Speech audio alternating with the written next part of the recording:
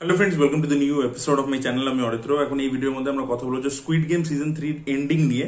তো এন্ডিং এ এক্স্যাক্টলি কি হলো এবং সিজন 4 আদৌ হবে কিনা সেটা নিয়ে আর কি মূলত কথা বলবো এই ভিডিওর মধ্যে। তো লেটস স্টার্ট। তো এটা কিন্তু স্পয়লার ফিল্ড ডিসকাশন হতে চলেছে, প্রথমেই বলে দিলাম, পরে এসে বলবেন না স্পয়লার দিয়ে দিলে। এটাতে কিন্তু যারা সিরিজটা দেখেছে তারাই এই ভিডিওটা চেক আউট করুন, যারা এখনো দেখেননি সিরিজটা তারা এটা স্কিপ করে যাবেন। এটা প্রথমে আমি একটা ওয়ার্নিং দিয়ে দিলাম। এবার যদি স্কুইড গেম সিজন 3 এন্ডিং আমরা দেখতেটা কি পেলাম, তো আমরা দেখতে পেলাম প্লেয়ার নাম্বার 456 সে কিন্তু নিজেকে স্যাক্রিফাইস করে দিল এবং ওই বাচ্চা ছেলেটিকে বাঁচিয়ে দিল আর কি। 222 যার নাম্বার ছিল ওকে বাঁচিয়ে দিল। এবং তার পরবর্তীতে যে ফ্রন্টম্যান ছিল, ফ্রন্টম্যান একটা রিয়েলাইজেশন হয় এবং তার পরবর্তীতে ওই আইল্যান্ডটা তো ধ্বংস হয়েই যায় এবং ফ্রন্টম্যান ওই বাচ্চাটা সমেত এবং সে যে টাকাটা পুরোটা জিতেছিল সেটা সমেত ওর যে ভাই যে ডিটেকটিভ তার কাছে পৌঁছে দেয়। অন্যদিকে আমরা দেখতে পাই প্লেয়ার নাম্বার 456 এর যে মেয়ে আছে তার কাছেও আর কি টাকা পয়সা পৌঁছে দেয়।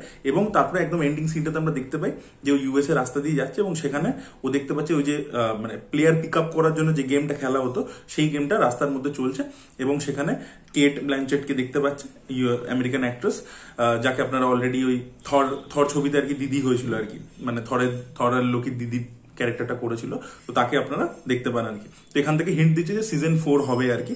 এবং এবারে গল্পটা শিফট করতে চলেছে ইউনাইটেড স্টেটসে। তো দেখুন, একটা আপডেট তো আপনাদের সাথে শেয়ার করেছিলাম যে ডেভিড ফিঞ্চার সিজন মানে স্কুইড গেমের একটা আমেরিকান ভার্সন বানাচ্ছে। তো ওটা কিন্তু এটা রিমেক হবে না, তখন আপডেট উঠেছিল যে রিমেক হতে চলেছে, বাট রিমেক হবে না এবারে। মানে এই গেমটা আর কি পুরো ওয়ার্ল্ডেই বিভিন্ন জায়গায় বিভিন্ন দেশে খেলা হয় এবং সেটা ফ্রন্টম্যান একটা ডায়লগে বলেও প্লেয়ার 456 কে, তুমি যদি আমাকে মেরে দাও আমার পরবর্তীতে কেউ চলে আসবে, কারণ আমি এটা চালাচ্ছি না, আমার উপরেও কোনো মাথা রয়েছে। তার মানে সেটা মাল্টিপল দেশে চলছে। তো এবার ডেভিড ফিঞ্চার হয়তো ইউএস এর একটা ভার্সন বানাবে, এবার সেখানে হয়তো অন্য রকমের গেমস এবং কালচারালি রুটেড, যেটা মানে সিজন 1 যেটা ইউএসপি ছিল স্কুইড গেমে, যেটা কোরিয়ান এবং সেই মানে যে কিছু কিছু খেলা আছে না যেগুলো বিভিন্ন দেশেই খেলা হয়, বাট ছোটবেলায় যে খেলাগুলো খেলা হয় সেগুলোকে নিয়ে আর কি বড়বেলায় আর কি করা। তো সেই জিনিসটা কি ইউএসপি ছিল, সেটা ইউএস এর কালচারালি রুটেড আর কি হয়তো বানাবে এবং ডেভিড ফিঞ্চার যখন বানাচ্ছে খুব ভালো হবে। এবং মাইট বি হয়তো লিওনার্ডো ডিক্যাপ্রিওকেও আমরা সিজন 4 দেখতে পাবো, এরকম একটা আপডেট উঠে এসেছিল যে লিওনার্ডোর ক্যামিও সিজন 3 থাকতে পারে, এরকম আপডেট উঠে এসেছিল। এখন তো বোঝা যাচ্ছে তাকে যেহেতু আমরা সিজন 3 দেখতে পাইনি, তো মাইট বি এটা হতে পারে যে সিজন 4 হয়তো সে থাকবে, হয়তো ওই গেমটার সে ফ্রন্টম্যান হতে পারে। আর এছাড়া কিন্তু এই যে কোরিয়ান যে ডিরেক্টর তিনি কিন্তু জানিয়েছেন যে এই ফ্রন্টম্যানকে নিয়ে একটা স্পিন অফ সিরিজও কিন্তু তিনি পরিকল্পনা করেছেন। তো এবার এটাও হতে পারে যে এই ফ্রন্টম্যান, দেখুন ফ্রন্টম্যান অ্যাকচুয়ালি কি টেস্ট করছিল, ফ্রন্টম্যান নিজে একবার স্কুইড গেম খেলতে এসেছিল, ঠিক আছে, ওর বউ অসুস্থ ছিল, তার জন্য টাকার দরকার ছিল, ও খেলতে এসেছিল, ওর ভাই সেটা দেখতে পায় ফাইলের মধ্যে। তো ওর তো খেলতে এসেছিল, খেলতে এসে ফ্রন্টম্যান ওর যে হিউম্যানিটিটা সেটা পুরোপুরি হারিয়ে ফেলেছে, ঠিক আছে। এবং ওই তার সত্ত্বেও হয়তো ও নিজের বউকে বাঁচাতে পারেনি, ও টাকাটা জেতার পরবর্তীতে ও নিজের বউকে বাঁচাতে পারে। তো ওর একটা গিল্ট ট্রিপ চলছে কন্টিনিউসলি ওর ভিতরে। এবার ও কি করে, ও নিজে যে যে জিনিসগুলো ফেস করেছিল ওই সময় গেমের মধ্যে, ও সেটার মধ্যে দিয়ে সামনের প্লেয়ারটাকে নিয়ে যেতে চায় এবং দেখতে চায় যে এ কিভাবে করছে। আর যখন সেও ওই ওর মতো করেই রিয়াক্ট করে তখন আর কি ও খুশি হয় যে আচ্ছা ঠিক আছে, আমি যে ডিসিশনগুলো নিয়েছিলাম সেটা জাস্টিফাইড আর কি। বাট যখন 456 ওর এইটাকে ভেঙে দেয়, ও 456 কে ওই জন্য বাঁচিয়ে বাঁচিয়ে রাখছিল এই কারণেই, বিকজ ও 456 এর মধ্যে নিজেকে দেখতে পাচ্ছিল। ও 456 কে টেস্ট করছিল, যে দেখবেন জাস্ট আগের দিনকে ওকে বলে না যে ঘুমের মধ্যেই তুমি মেরে দিতে পারো, একটা অপশন আছে তোমার কাছে। ওই অপশনটা নিয়েও 456 গলা কাছে ছুরিটা নিয়ে গিয়েও মারে না। তখন দেখবেন একটা ফ্ল্যাশ কাটে আমরা দেখতে পাই যে ফ্রন্টম্যান যে সেও একটা এরকম অপরচুনিটি পেয়েছিল এবং সে কিন্তু সবাইকে কুপিয়ে মেরে ফেলেছিল। তো সেইখানেই আর কি যে একটা লোকের মধ্যে এখনো মনুষ্যত্বটা বেঁচে আছে, সে কিন্তু এখনো ওই লাইনটা বুঝতে পারছে যে সিভিলাইজড আনসিভিলাইজড হওয়ার মধ্যে যে লাইনটা সেটা তার মধ্যে তখনও বেঁচে আছে এত কিছু গো থ্রু করার পরে। Because player 456 initially squid game season 1 এর প্রথমে সেই মানুষটা কিন্তু ছিল যে হর্স রাইডিং আর কি বেটিং করতো, সেলফিশ একটা লোক ছিল, গ্যাম্বলার ছিল, সে নিজের পার্সোনাল বেনিফিটের জন্য ছিল। সেখান থেকে গ্র্যাজুয়ালি সেও বুঝতে পেরেছে সেই ক্যারেক্টারটার আর্টটা কিন্তু অ্যাকচুয়ালি খুব ভালো, যে সেকেন্ড সিজনে সে বুঝতে পেরেছে যে আমি যে টাকা পয়সা জিতেছি ওই টাকা পয়সাটাও খরচাই করতে পারিনি, ও পুরোটা খরচা করছে ওই আইল্যান্ডটাকে খোঁজার জন্য এবং সেটাকে ডিস্ট্রয় করার জন্য। বিকজ ও বিশ্বাস করে যে ওই টাকাটার মধ্যে রক্ত লেগে আছে, ওটা সাধারণ মানে প্রচুর মানুষ, ইনোসেন্ট মানুষের মৃত্যুর উপরে বেস করে এই টাকাটা সে পেয়েছে। তো সেই জিনিসপত্রগুলো এই গিল্ট ট্রিপটা ওরও আছে এবং ও কিন্তু এই গেমের মধ্যে ঢুকে গেমটাকে তো বরবাদ করতে চায়, রাদার যারা চালাচ্ছে এটাকে তাদেরকে বুঝিয়ে দিতে চাই যে তারা যে সাধারণ গরিব মানুষদেরকে যারা কোনো না কোনো দরকারের জন্য এরকম বিপদে পড়ে এখানে এসছে এবং খেলছে বাধ্য হয়ে, তাদেরকে নিয়ে যে ছেলে খেলাটা করছে, ভাবছে যে এদের হিউম্যানিটিটা কিছু নেই, আলটিমেটলি হচ্ছে টাকা এবং সার্ভাইভালটাই ইম্পর্টেন্ট। ওদেরকে আর কি ওদের মোরালিটিটাকেও ভেঙে দিতে চাইছিল 456, যে ভাই দেখ এখনো হিউম্যানিটি বেঁচে আছে, এখনো আমরা মানুষরা মানুষই আছি, ঠিক আছে, ওই বাচ্চাটাকে বাঁচানোর জন্য আমি প্রাণ দিয়ে দিচ্ছি, বা আমি যখন অপরচুনিটি পেলাম ওদেরকে রাত্রিরে কুপিয়ে মেরে ফেললাম, আমি মারলাম না। তো সেইটা কিন্তু ফ্রন্টম্যানকে মানে ভিতর থেকে ধাক্কা দিচ্ছে। তো মাইট বি এরকমও হতে পারে যে ফ্রন্টম্যানের মধ্যে আমরা একটা ট্রান্সফরমেশন দেখতে পেলাম এই কোরিয়ান ফ্রন্টম্যানের মধ্যে, এবং মাইট বি হয়তো সিজন 4-এ সে হয়তো এবার যেরকম ওর ভাই কোরিয়ান স্কুইড গেমটাকে নষ্ট করবার চেষ্টা করছিল, খুঁজছিল আইল্যান্ডটা, সেম ভাবে এ হয়তো ইউএসএটাকে বা বাকি দুনিয়াতে যেগুলো আছে সেগুলোকে হয়তো ধ্বংস করবার চেষ্টা করবে। হয়তো ও চায় না ওই 456 এর মৃত্যুটা ওকে হয়তো ভিতর থেকে চেঞ্জ করে দিয়েছে। এবার ও চাইছে যে না, কোনো মানুষের সাথে যেন এরকম না হয় যেটা আমার সাথে হয়েছিল, কারণ 456 আমাকে বুঝিয়ে দিয়ে গেছে যে মানুষের কাছে যখনও মানে এত মানে পাহাড়ের ধারের দাগে ঠেলে দিল, still he has a choice to become a human being and act like a human being. তো সেটা একটা হতে পারে, ওই ক্যারেক্টারটাকে নিয়ে পরবর্তীকালে স্ট্যান্ডালোন সিরিজও হতে পারে, বা সিজন 4-এ ওকে ফিরিয়ে এনে ও আর কি স্কুইড গেম ইউএসএ কে মানে বরবাদ করবার চেষ্টা করছে, সেটাও হতে পারে। তো সেটার একটা অ্যাঙ্গেলও কিন্তু আসতে পারে আর কি পরবর্তী সিজন। 2-এর যখন আমি রিভিউ করেছিলাম, আমি দেখবেন 456 কে নিয়ে একটা জিনিস বলেছিলাম যে 456 এটা এঞ্জেল নাম্বার আর কি। তো বেসিক্যালি আপনারা যদি অ্যাড করে দেখেন এই নাম্বারটাকে 456, এই তিনটাকে অ্যাড করেন, 6 + 4 10 + 5 15, 5 আর 1 কে অ্যাড করলে 6 হয়। তো নিউমারোলজিতে 6, এবার 6 কে কিন্তু লাকি নাম্বার ধরা হয়। ঠিক আছে, আপনারা দেখবেন শাহরুখ খান, ঠিক আছে, শাহরুখ খান নিজে যত গাড়ি ইউজ করে সেটা 555 নাম্বার দিয়ে ইউজ করে। তিনটাকে অ্যাড করুন 15 হচ্ছে, 5 + 1 আবার 6 হচ্ছে। তো এটা কিন্তু অনেক ফেমাস লোকেরা নিউমারোলজি ক্যালকুলেটর আপনারা যদি দিয়ে দেখেন, দেখবেন তাদের সবাইকার নাম এমন ভাবেই করা আছে যে সেটাকে, বা ওরা দেখবেন স্পেলিংটাকে একটু টুইক করে না, অনেক সময় দেখবেন একটা নাম সার্টেন স্পেলিং হয়, বাট তারা দেখবেন টুইক করে নেয়, ফিল্ম স্টার্সরা বা অনেক বিজনেসম্যানরা একটু টুইক করে নেয়, একটা ওয়ার্ড বাড়িয়ে দেয় কিছু করে, যাতে নিউমারোলজিক্যালি ওটা 6ই আসে। তো 6টাকে খুব লাকি ধরা হয় আর কি নিউমারোলজিতে।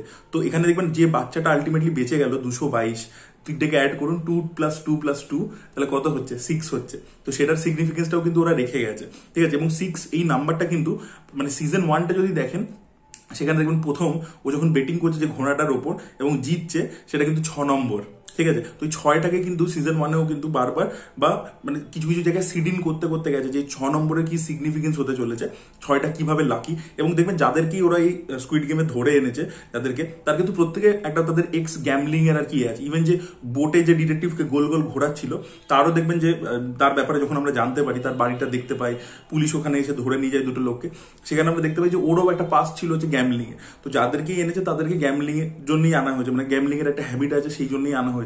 এবার ব্যাপার হচ্ছে সেখানে গ্যামলিং আপনারা প্রত্যেকেই জানেন যে লাক খুব ইম্পর্টেন্ট একটা ফ্যাক্টর। তো সেটা কিন্তু এখানে বোঝানো হয়েছে, বিভিন্ন জায়গাতে ওটাকে সিডিন করে করে গেছে। এটার বেসিক্যালি একটা হ্যাপি এন্ডিং না দিয়ে, যেটা টিপিক্যালি একটা কমার্শিয়াল সিরিজের মধ্যে হয়ে থাকে, সেটা না করিয়ে, হিরোকে না জিতিয়ে অ্যান্টাগনিস্টদেরকে এই কারণে জিতিয়ে দিচ্ছে বিকজ ও বোঝাবার চেষ্টা করছে যে দিস ইজ দ্য রিয়ালিটি। যাদের হাতে প্রচুর টাকা পয়সা রয়েছে, যে লোকগুলো আর কি ভিআইপি গেস্ট হিসেবে আসছে, তারা মানে মানুষের লাইফটাকে মানুষের লাইফই মনে করে। দেখবেন একটা জায়গাতে ওরা বাচ্চাটাকে অব্দি ইনভলভ করবার কথা বলে। তো যারা পয়সাওয়ালা লোক তারা কিন্তু বেঁচে যায় চিরকাল, তারা যতই ক্রাইম করুক তারা আলটিমেটলি কিন্তু পার পেয়ে যায়। তো সেই জন্য ওদেরকে কিন্তু মানে জিতিয়েছে, ওরা কিন্তু হেরে যায় না। অ্যাকচুয়ালি ডিরেক্টর কিন্তু এই রিয়ালিটিটাকেই তুলতে চাইছিল। এই আজকে দেখুন না, কোনো হিট অ্যান্ড রান কেস হচ্ছে, কোনো বড় লোক বিজনেসম্যানের ছেলে ইত্যাদি আলটিমেটলি বেঁচে যাচ্ছে, পলিটিশিয়ানরা বেঁচে যাচ্ছে। তো যাদের কাছে পয়সা আছে, পাওয়ার আছে, তারা কিন্তু ultimately at the end of the day বেঁচেই যায়। এবং সাধারণ মানুষ, মানে ওটা সিনেমাতেই আমরা দেখতে পাই যে একটা গরিব হিরো, ভিলেন বিশাল পাওয়ারফুল, তাকে হারিয়ে দিচ্ছে, কিন্তু সেটা কিন্তু রিয়ালিটিতে হয় না। তো সেই বাস্তবটাকেই কিন্তু স্কুইড গেম তুলে ধরেছে। এবং যদি আপনারা নোটিস করে থাকেন, যেরকম গেম অফ থ্রোনসে করতো যে ক্যারেক্টারটা এই সিজনে আপনার খুব পছন্দের ক্যারেক্টার, সেই ক্যারেক্টারটাকে ওরা মারতো, এটা দেখবেন গেম অফ থ্রোনস করে আসতো। তো সেই জিনিসটা কিন্তু স্কুইড গেমও এবারে করেছে।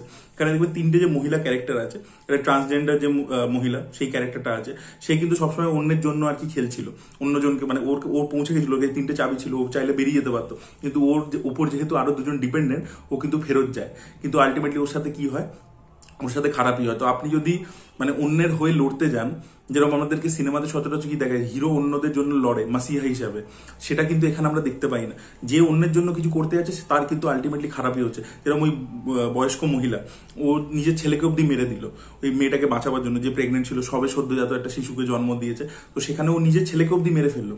তো ওর ছেলের যে নেচারটা, ছেলে একবার মাকে মারতে গেছিল, এরকম আর কি একটা ব্যাপার, সেবারও ও ক্ষমা করে দিয়েছিল, সেবারও বুঝতে পেরে গেছিল ছেলের ইন্টেনশনটা কি। পরবর্তীকালে ছেলে ক্ষমাও চায়, এটা সিজন 2 এর কথা বলছি। বাট সিজন 3-তে কিন্তু ও নিজের ছেলেকে অব্দি স্যাক্রিফাইস করে দেয়, কিন্তু পরবর্তীকালে ও কিন্তু নিজেই সুইসাইড করে নেয়। ঠিক আছে, ও দেখতে পায় যে এই ভালোটা করলে, যে ভালো করছে তার সাথে যে ভালো হবে না, এটাই অ্যাকচুয়াল সোসাইটির নিয়ম। সেই জন্য ওই বুড়িটাও কিন্তু মারা যায়। এবং ওই মেয়েটা যে বাচ্চাটাকে জন্ম দিয়েছে, তার যে মা, ঠিক আছে, সেও কিন্তু খুব পছন্দের ক্যারেক্টার ছিল, মানে একটা লাভেবল ক্যারেক্টার হিসেবেই তাকে সিজন 2 থেকে ট্রিট করেছিল। বাট সেই ক্যারেক্টারটাও কিন্তু আলটিমেটলি বাঁচে না। সেও কিন্তু নিজে থেকে তাকে মানে তার ফেটটা খারাপই হয়। তো যারা আর কি মানে রিয়েল লাইফে আর কি কাউকে আর কি হেল্প করতে চাইছে, সেভ করতে চাইছে, নিজেকে ভুলে গিয়ে অন্যের জন্য করছে, আলটিমেটলি তাকে স্যাক্রিফাইস করতেই হচ্ছে, মানে সে মরেই যাচ্ছে আর কি। সেটা আমাদের 456 এর সাথেও হয় আর কি। বাট সেটাই আর কি হিউম্যান স্পিরিট, এটাও বোঝাবার চেষ্টা করছে যে ভাই দেখো এটাও হিউম্যান স্পিরিট কিন্তু, ঠিক আছে, যে আমরা সেলফলেসলি বাঁচবো। হিউম্যান বিংস ক্যানট বি, মানে দে আর সোশ্যাল অ্যানিমালস, তো we need that support, we need that camaraderie. আমরা একাও বাঁচতে পারবো না। আপনি যদি পুরোটাও একার কথা ভাবেন তাহলেও কিন্তু আপনার ক্ষতিই হবে। কারণ আমরা যে ক্যারেক্টারটাকে দেখতে পাই, যে বাচ্চাটার যে বাবা, সে নিজের সার্ভাইভাল ইনস্টিংক্টের জন্য নিজের বাচ্চাকে অব্দি ফেলে দেওয়ার চেষ্টা করছিল একটা পয়েন্ট অফ টাইমে, ঠিক আছে। মানে সে এতটাই পাগল ছিল নিজেকে বাঁচাবার জন্য, কিন্তু আলটিমেটলি তার এন্ডটাও কিন্তু খারাপই হলো, ঠিক আছে। তো হ্যাঁ, হয়তো আপনি ভালো করতে চাইলে, হয়তো আপনি অনেক কিছু করতে চাইলে, হয়তো আপনি সিস্টেমের বিরুদ্ধে লড়তে পারবেন, আপনি অতটা পাওয়ারফুল নন, ঠিক আছে। আপনি হয়তো অন্যজনের জন্য লড়তে গেলে বা কিছু তাকে হেল্প করতে গেলে আলটিমেটলি আপনার সাথে খারাপই হবে, but that is also human spirit. সেটা আর কি থেকে যাবে, যেটা 456 রেখে যেতে পারলো, তার লেগাসিটা, যে ভাই হ্যাঁ থাকে আর কি, এটা এখনো আমাদের মধ্যে হিউম্যানিটিটা বাকি আছে, সেই স্পিরিটটা আপনার মধ্যে থাকবে। তো সেইটা মেসেজটাও দিয়েছে, খুব সাটেল ভাবে দিয়েছে, এটা খুব নুয়ান্সড একটা ইমোশন, সেটাকে কিন্তু ডিরেক্টর খুব কনভিকশনের সাথে দিয়েছে আর কি। তো সেই কারণে স্কুইড গেম সিজন 3 এন্ডিংটা খুব ভালো। হ্যাঁ, এটা হতে পারে যে অনেক মানুষের পছন্দ হলো না, কমার্শিয়াল এন্ডিং নয়, হ্যাপি এন্ডিং নয়, সেটা দেখলে আর কি একটা হিরো জিতছে ভিলেন হারছে, সেটা খুব টিপিক্যাল একটা এন্ডিং হতো। সেই রুটটা না নিয়ে এরকম একটা অপশন নেওয়া হয়েছে, সেটা ডেফিনেটলি চ্যালেঞ্জিং ছিল, বাট মেকার্সরা করে দেখিয়েছে, সেটা বেশ ভালো। এই ছিল আমার squid game season 3 ending explanation. আপনাদের কি মতামত পুরো বিষয়টাকে নিয়ে অবশ্যই কমেন্টে জানাবেন। আপনাদের কি মনে হয় পরবর্তী সিজন 4 সেটার কি গল্প হতে পারে, সেটাও অবশ্যই কমেন্টে জানাবেন। এই ভিডিওটা ভালো লেগে থাকলে লাইক করুন, শেয়ার করুন, চ্যানেলকে সাবস্ক্রাইব করতে ভুলবেন না। Bye bye.